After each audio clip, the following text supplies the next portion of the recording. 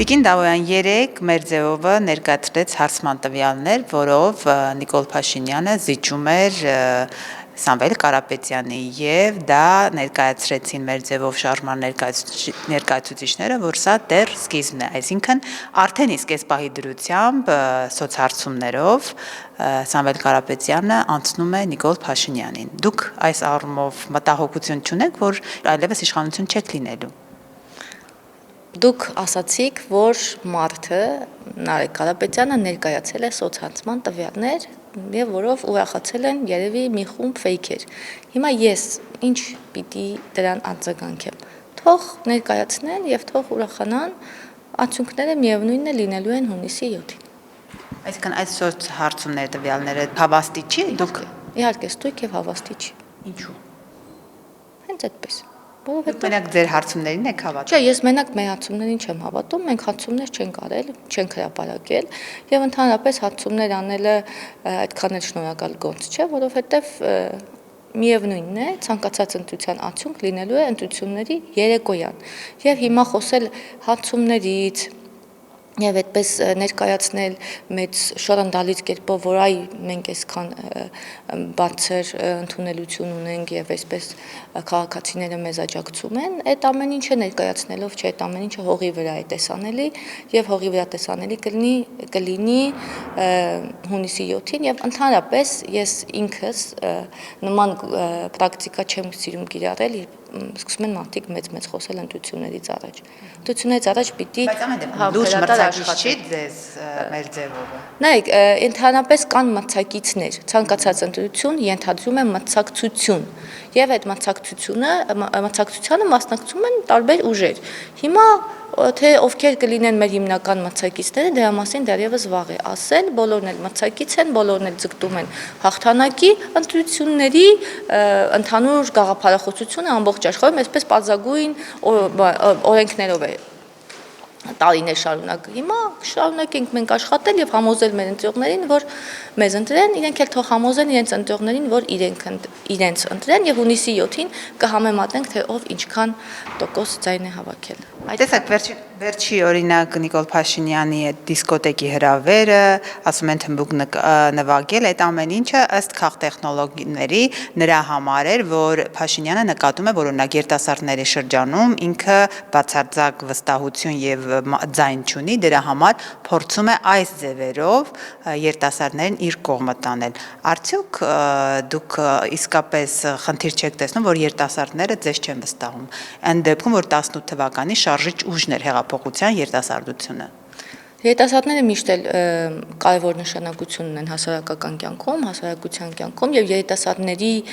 վստահությունը, համակրանքը գրավելը շատ կարևոր է։ Եվ երիտասարդների համակրանքը գրավելու համար կարելի է նաև տարբեր այսպես հետաքրքիր միջոցառումներ կազմակերպել, որովհետև դրանք որևէ ձևով ոչ արգելված են, դրանք որևէ ձևով որևէ այդպես բացասական երանգ չունեն եւ շատ ես ձեզ ասեմ, բավականին հետաքրքիր անցավ այդ միջոցառումը, բավականին ուրախ էր, շատ երիտասարդ, այո, ես ներկա եմ եղել, շատ երիտասարդներ կային, անծանոթ երիտասարդներ, ուզում եմ նշել,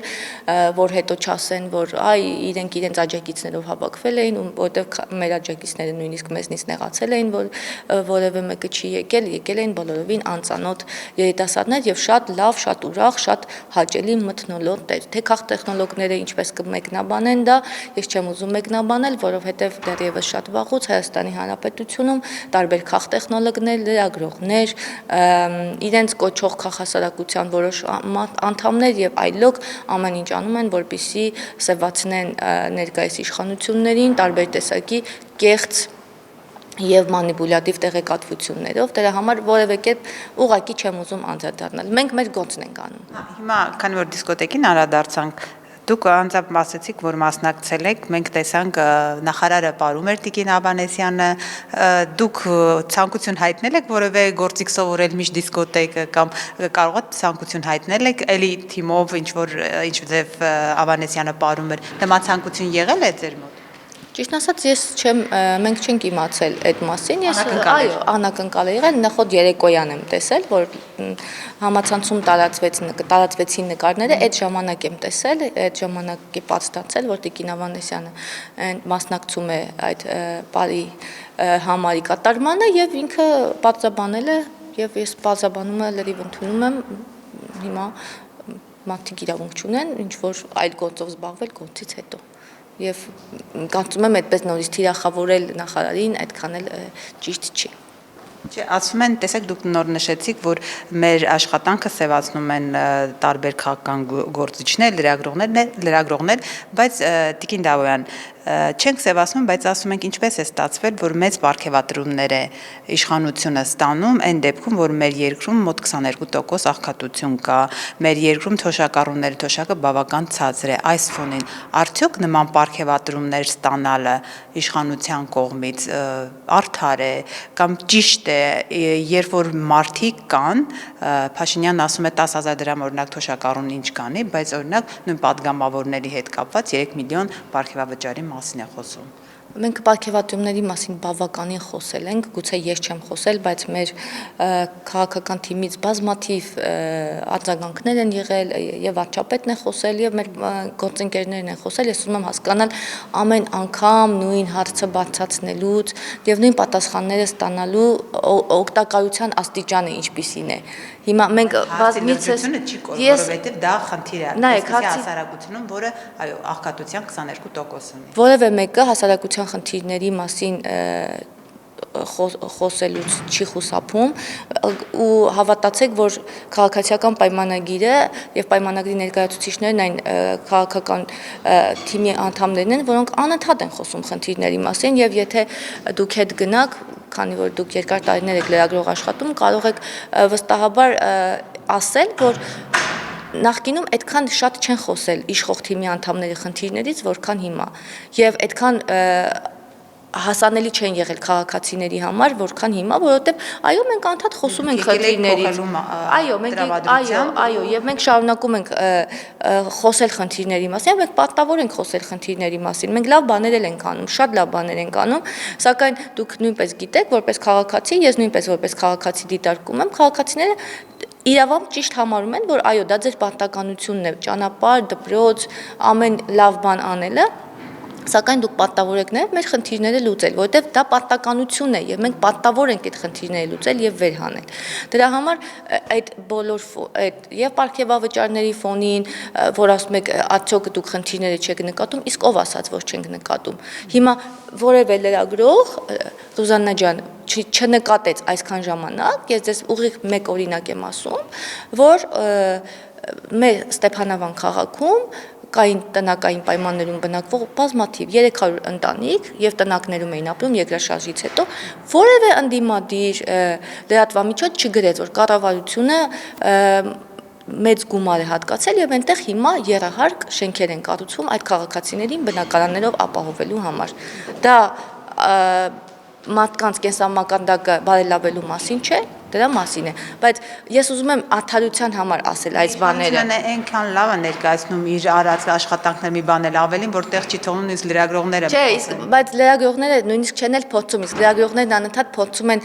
խոսել, մանիպուլյացիա անել, թուրքական լրատվամիջոցների կեղծ լրատվական ինչ որ հրապարակումներ բերել անընդհատ դաշտես հիբրիդային պատերազմի, այսպես դուք ինձնից լավ գիտեք, այնպես չի էլի, որ այդ մարդիկ հիբրիդային պատերազմի թե հարձակում ավարտեմ իմ միտքը եւ խոսենք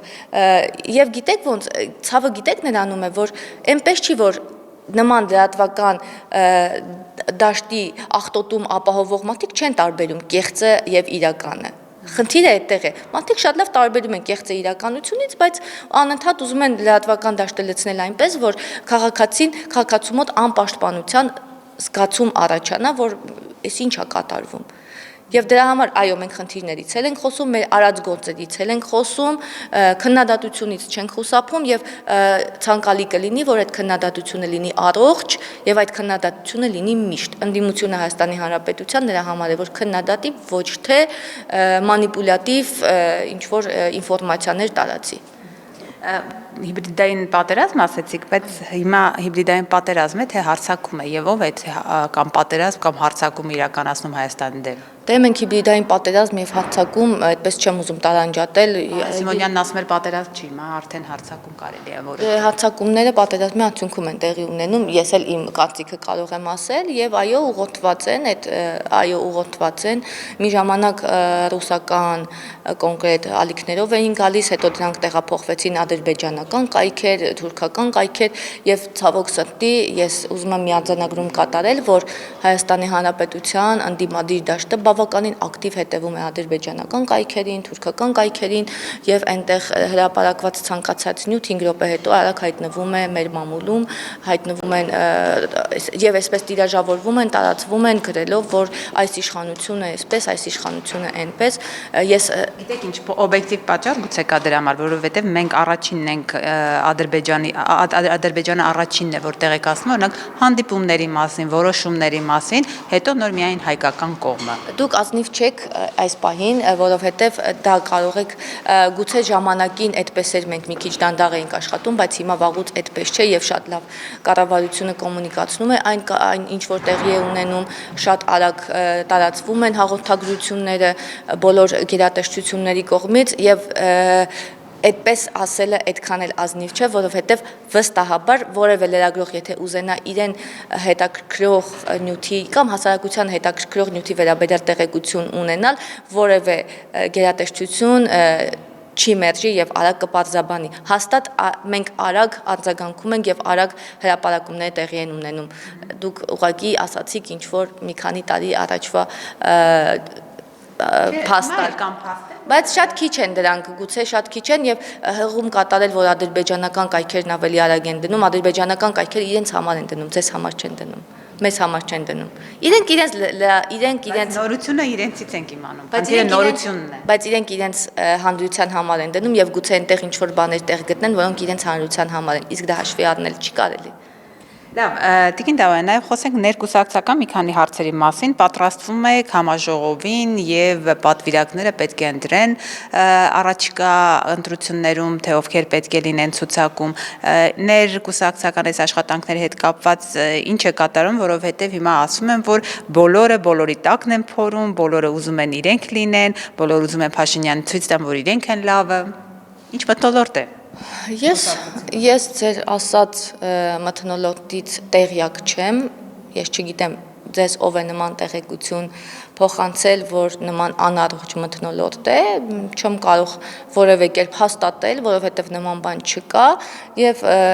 նորից, քանի որ ընտրություններից խոսք գնաց մեր խոսակցության սկզբում եւ հիմա այլ ընտրություններից խոսակցության երկրորդ մասում, կարծում եմ բոլոր ընտրությունները, քանի որ